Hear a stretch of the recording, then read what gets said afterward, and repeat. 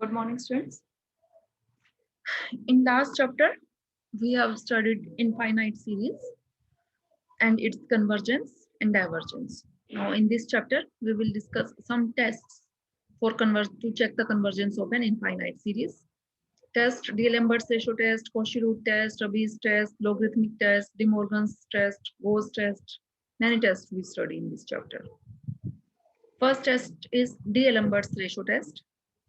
If an is a series of positive term series है such that limit n tending to infinity an upon an plus 1 क्या है l then for l greater than 1 अगर ये l ये limiting value आपकी greater than 1 आती है तो सीरीज कन्वर्ज करेगी less than 1 आती है तो डाइवर्ज करेगी इन्फिनिटी है इन्फिनिटी तो वही ग्रेटर देन 1 वाला केस हो गया again series is convergent and for l equal to 1 no conclusion इनसे टेस्ट जो है वो फेल हो जाएगा अगर l 1 आ जाता है और जहां ये टेस्ट फेल होता है आपका डीएलएम्बर्ट टेस्ट तो फिर हम वहां अपना नेक्स्ट टेस्ट अप्लाई करेंगे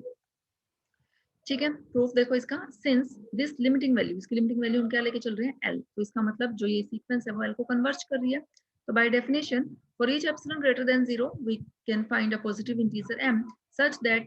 norm an upon an plus 1 minus l is less than epsilon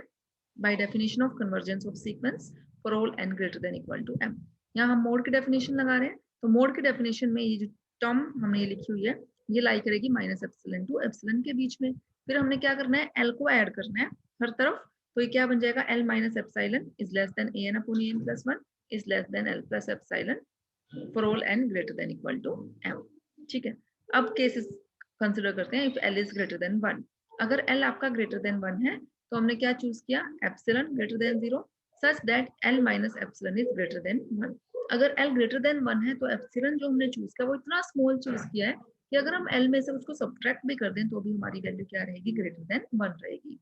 now from equation 1 में क्या था आपके पास an upon an plus 1 greater than l minus epsilon एक साइड हमने कंसीडर की है इसकी first part for all n greater than equal to m और an upon an plus 1 is greater than इसको हमने किससे डिनोट कर दिया r से वेयर r क्या है l minus epsilon which is greater than 1 और ये रिजल्ट आपका होल्ड कब कर रहा है for all n greater than equal to m तो हमने n को पुट किया m m plus 1 and up to so on n minus 1 तक हमने इसको पुट किया है तो पुट करो देखो क्या रिजल्ट आता है n को एक बार आप m से रिप्लेस करोगे ग्रेटर देन r फिर m प्लस 1 से करेंगे तो am plus 1 upon am plus 2 greater than r फिर up to so on n minus 1 तक आपने काम करना है तो an minus 1 upon an is greater than r ठीक है नाउ मल्टीप्लाइंग these inequalities और अकाउंटिंग में इनइक्वालिटीज कितनी है n माइनस m क्यों स्टार्ट कहां से हुआ m से देखो यहाँ से आप काउंट कैसे करोगे न्यूमरेटर टर्म देखो m फिर एक इंक्रीज हो रही है m प्लस 1 m प्लस 2 मैं न्यूमरेटर की बात कर रही हूँ जस्ट काउंट करने के लिए कि नंबर ऑफ टर्म्स कितनी है up to so on n minus 1 तक अगर आप लिखते हो फर्स्ट 1 से लेके 10 तक अगर आप टर्म्स लिखो तो आप वो तो आपको काउंटिंग में क्योंकि दिख रहा है 10 टर्म्स लेकिन अदरवाइज निकालोगे कैसे लास्ट टर्म फॉर्मूला क्या है last term minus first term plus 1 तो last term means n minus 1 minus first term means minus m plus 1 तो कितनी हो गई टर्म्स n minus m है टोटल इनइक्वालिटीज इनको हमने क्या करना है मल्टीप्लाई करना है जब हम मल्टीप्लाई करेंगे तो देखो ये टर्म्स कैंसिल आउट हो जाएंगी इसका डिनोमिनेटर फर्स्ट टर्म का डिनोमिनेटर सेकंड के न्यूमरेटर से सेकंड का डिनोमिनेटर थर्ड के न्यूमरेटर से एंड सो तो हमारे पास क्या बचेगा फर्स्ट टर्म का न्यूमरेटर और लास्ट टर्म का डिनोमिनेटर और r कितने टाइम्स मल्टीप्लाई हुआ जितनी टर्म्स थी कितनी थी n माइनस m ठीक है for all n greater than equal to m अब इसका रेसिप्रोकल अगर हम ले लें an अपॉन an am तो क्या हो जाएगा less than 1 upon r raised to power n minus m for all n greater than equal to m तो मींस an क्या हो गया less than am upon r raised to power n minus m for all n greater than equal to m तो means an is less than an अब इसको कैसे लिख सकते हैं r raised to power m ये नीचे नेगेटिव है ना ऊपर जाके क्या हो गया पॉजिटिव हो गया for all n greater than equal to m और जो न्यूमरेटर था उसको हमने क्या पुट कर दिया this is equal to constant k तो ये क्या आ गया an इज लेस देन इस नंबर न्यूमरेटर को हमने पुट किया k 1 by r raised to power n for all n greater than equal to m और ये कांस्टेंट क्यों है ये because it is independent of n ये तो n पे टर्म्स डिपेंड करती हुई वेरी करेंगे ना लेकिन ये तो n से इंडिपेंडेंट है तो ये क्या है कांस्टेंट है इसलिए हमने इसको किसी कांस्टेंट k से डिनोट किया है ठीक है और अगर हम कंसीडर करें यहाँ देखो ये summation 1 by r raised to power n अगर ये सीरीज ले ले 1 by r raised to power n तो आप देख रहे हो क्या बन गई ज्योमेट्रिक सीरीज बन गई है जिसका कॉमन रेशियो क्या है 1 by r और क्योंकि आपका r ग्रेटर देन 1 था तो 1 by r क्या है आपका लेस देन 1 तो ये सीरीज आपकी क्या कर रही है कन्वर्ज कर रही है तो हम यहाँ लगा रहे हैं इस पे कंपैरिजन टेस्ट। कंपैरिजन टेस्ट से हमारी राइट हैंड साइड में बड़ी वाली सीरीज अगर कन्वर्ज कर दिया तो छोटी सीरीज भी क्या करेगी, कन्वर्ज करेगी। तो an जो सीरीज है दिस इज कन्वर्जेंट। और ये केस कब हुआ, when l is greater than 1। अब हम सेकंड केस कंसीडर कर रहे हैं when l is less than 1। अगर l लेस देन 1 है तो भी आपने एप्सिलॉन को इतना स्मॉल चूज करना है कि अगर हम उसमें एप्सिलॉन को ऐड भी कर दें तो भी कोई फर्क नहीं पड़ेगा, तो भी वो लेस देन 1 ही रहेगा। ठीक है, फिर सेम प्रोसीजर हमने रिपीट करना है an अपॉन, अब हमने इसके लिए सेकंड हाफ इनइक्वालिटी यूज करनी है। कौन सी वाली, देखो उसमें तो हमने यूज की थी ये वाली कि l minus epsilon is less than this. अब हमने ये राइट हाफ वाली इनइक्वालिटी हम यूज करेंगे an अपॉन an प्लस 1 जो है वो less than l plus epsilon है for all n greater than equal to m। और l प्लस एप्सिलॉन को जैसे पीछे हमने कैपिटल r पुट किया था, यहाँ हमने स्मॉल r पुट कर दिया, और स्मॉल r क्या है, ये हमारा लेस देन 1 है। और रिजल्ट आपका होल्ड कर रहा है for all n greater than equal to m। फिर हमने बिल्कुल सेम तरीके से पुट करना है m plus 1 up to so on कहाँ तक, n माइनस 1 तक। एक बार n को m पुट करोगे इसमें, फिर m प्लस 1, फिर m plus 2 up to so on n minus 1। Counting में फ्री टर्म्स कितनी है, n माइनस m। जब हम इन सबको मल्टीप्लाई करेंगे तो न्यूमरेटर डिनोमिनेटर जो है वो आपस में कैंसिल आउट हो रहे हैं, बच क्या रहा है, फर्स्ट टर्म का न्यूमरेटर, लास्ट का डिनोमिनेटर। लेस देन r कितने टाइम्स मल्टीप्लाई हुआ, n raise r raise to power कितने टाइम्स है, n minus m times for all n greater than equal to m। ठीक है, अब ये लेस है, इससे अगर हम इसका रेसिप्रोकल ले लें an अपॉन am तो क्या हो जाएगा, greater than 1 upon r raise to power n minus m। तो an is greater than this term.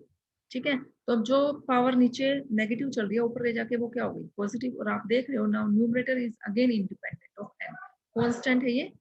n से इंडिपेंडेंट है। इसको हमने किससे डिनोट कर दिया, किसी कांस्टेंट k डैश से। तो क्या आ गया, an इज ग्रेटर देन इस कांस्टेंट न्यूमरेटर कांस्टेंट को हमने डिनोट किया k डैश से, k dash 1 upon r raise to power n for all n greater than equal to m। और जो ये सीरीज है, series summation 1 by r raise to power n, this is a geometric series with common ratio 1 by r which is greater than 1 because r is less than 1 है ना। अगर small r less than 1 है तो 1 by r क्या हो जाएगा, greater than 1। तो ये सीरीज आपकी क्या करेगी, डाइवर्ज करेगी अगर कॉमन रेशियो ग्रेटर देन 1 होता है तो। ठीक है, ये सीरीज मींस कहने का मतलब जो ये बड़ी सीरीज छोटी सॉरी सॉरी सॉरी जो ये सीरीज थी आपकी right hand side means series छोटी है ना, कि अगर छोटी वाली सीरीज डाइवर्ज कर जाएगी तो हम क्या बोलते हैं, बड़ी भी क्या करेगी, डाइवर्ज करेगी। इसलिए समेशन an जो सीरीज है वो आपकी क्या करेगी, डाइवर्ज। कब, when l is less than 1। Next case when l is equal to infinity। अगर l इंफिनिटी है तो उसकी लिमिटिंग वैल्यू क्या बन जाएगी, उसकी लिमिटिंग वैल्यू ही तो l थी, तो लिमिटिंग वैल्यू क्या बन गई, infinity. So in this case, there exists a positive integer m such that an upon an plus 1 is greater than 2 for all n greater than equal to m। अगर इसकी limiting value infinity है, means अगर n काफी large ले ले तो an upon an plus 1 क्या बन जाएगा, इनफाइनाइट बन जाएगा। तो हम क्या कह रहे हैं, इसका मतलब हम एक पॉजिटिव इंटीजर ऐसा फाइंड आउट कर सकते हैं कि an upon an plus 1 greater than 2 हो जाए हर n के लिए जो greater than equal to m है।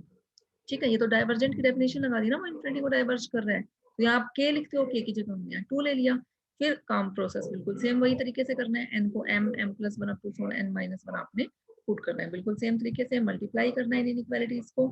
फिर उसका रेसिप्रोकल ले लेना है और अब am को इधर राइट साइड पे जाके मल्टीप्लाई कर देना है। तो ये यहाँ आपका जो न्यूमरेटर है ये आपका फिर क्या आ गया, कांस्टेंट है, this is independent of n है। ठीक, तो यहाँ an इसको हमने कांस्टेंट को k डबल डैश से डिनोट किया 1 by 2 raised to power n for all n greater than equal to m। But the series 1 by 2 raised to power n, this is a geometric series with common ratio 1 by 2 which is less than 1, so it is convergent। So by comparison test, अगर बड़ी वाली series आपकी converge करेगी तो छोटी series भी क्या करेगी, कन्वर्ज करेगी। तो सीरीज an भी आपकी क्या करेगी, कन्वर्ज करेगी। ठीक है, अब हम लास्ट केस डिस्कस कर रहे हैं इसमें, if l is equal to 1। Theorem का प्रूफ लेंथी जरूर है लेकिन बिल्कुल सेम स्टेप्स पे हो रही है, हर चीजें इजी है। If l is equal to 1 means अगर इसकी लिमिटिंग वैल्यू क्या है, 1 है, in this case series an may be convergent और डाइवर्जेंट। सीरीज जो है कन्वर्ज और डाइवर्जेंट कैसे भी हो सकती है, इसमें हम कोई फ्रूटफुल रिजल्ट पे नहीं पहुंच पाएंगे इस केस में, कि अगर हम इट डिपेंड्स ऑन सीरीज पे डिपेंड करेगा। अगर हम सीरीज से कंसीडर कर लेते हैं 1 by n और आपको पता है कि p टेस्ट से ये सीरीज आपकी डाइवर्जेंट है, पता है ना आपको, देन तो उस केस में an अपॉन an प्लस 1 अगर हम निकालें तो an तो क्या बनेगा आपका 1 अपॉन n है ना, और an प्लस 1 क्या बनेगा 1 अपॉन n प्लस 1। यहाँ पुट करेंगे तो ये आ गया n plus 1 by n, n numerator और डिनोमिनेटर से कॉमन लेके कैंसिल करो, ये आ गया 1 प्लस 1 बाई n। ठीक है, और अब इसकी लिमिट ले लो, limit n tending to infinity, तो लिमिट क्या आएगी इसकी 1 आएगी। लिमिट 1 आ रही है, लेकिन ये सीरीज कैसी है, फिर भी डाइवर्जेंट है। ऐसे ही एक सीरीज ले ली हमने 1/n स्क्वायर, आपको पता है p टेस्ट से समेशन 1/n स्क्वायर सीरीज जो है वो कन्वर्ज करती है। यहाँ चेक करते हैं, लिमिट देखते हैं इसकी क्या आई है। an/n+1 हमने कैलकुलेट किया, an 1/n स्क्वायर और an+1 1/n+1 whole square put करेंगे तो ये आया। यहाँ से n स्क्वायर हमने कॉमन लिया, न्यूमरेटर डिनोमिनेटर से कैंसिल आउट किया तो ये term I. On taking limit इसकी वैल्यू फिर क्या आएगी, 1 आएगी, है ना। दोनों केसेस में लिमिट 1 आ रही है, लेकिन फर्स्ट के सीरीज जो है आपकी वो आपकी डाइवर्जेंट है और सेकंड सीरीज जो है वो आपकी कन्वर्जेंट है। Means we can not say anything if limiting value l is equal to 1। हम किसी भी कंक्लूजन पे नहीं पहुंच पाएंगे। ओके स्टूडेंट्स, इस पे बेस्ड जो क्वेश्चंस है न्यूमेरिकल्स वो हम नेक्स्ट लेक्चर में करेंगे।